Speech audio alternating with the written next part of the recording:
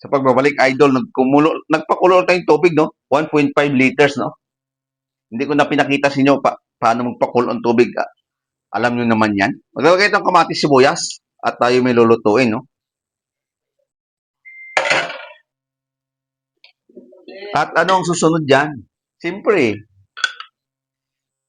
rock salt. Estimate ko na lang.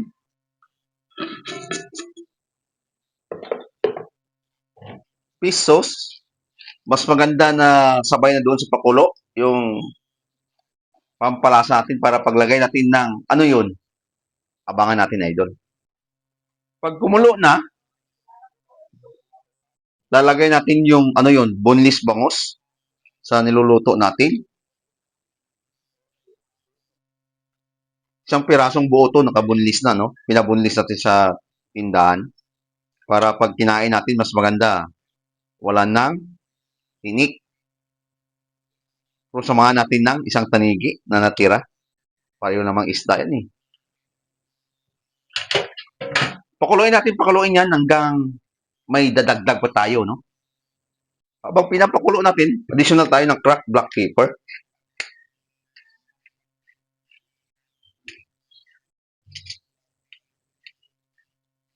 Para magdagdag aroma doon sa niluto natin ng isda, no?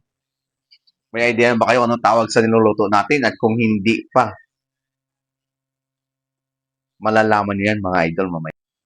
Additional tayo ng granules. Kung gumagamit kayo ng bitsin, no? Sa aking granules, isang sachet, pwede na. Maliit, para dagdag aroma pa rin doon sa niluluto natin, no? At pakuluin yan, tatanggalin natin yung bula doon kung kinakailangan, no? Kasi yun ang galing doon sa loob ng isda. Pag kulong-kulo pa rin, hayaan muna natin, lutuin natin na maigi yung isda para hindi siya malangsa, no? Lagay natin yung lemongrass, pampadagdag aroma doon sa isda natin, no? At sa, ano yun? May idea na ba kayo?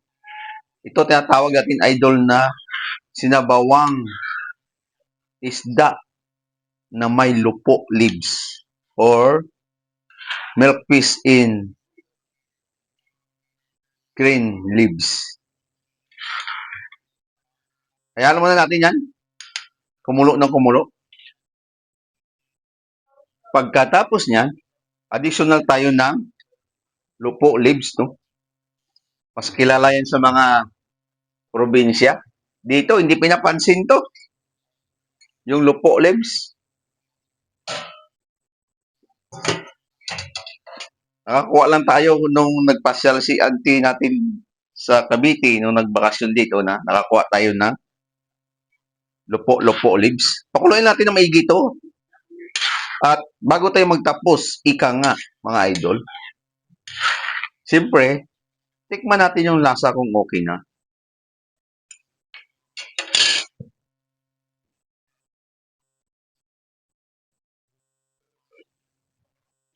Tamang-tama yung timpla ko at ito tinatawag ko, idol, na sinabawang isda sa lupo leaves or fish in green leaves. Yun lang mga idol, at luto na to. Bye-bye. Salamat sa suporta at maligayang Pasko sa ating lahat.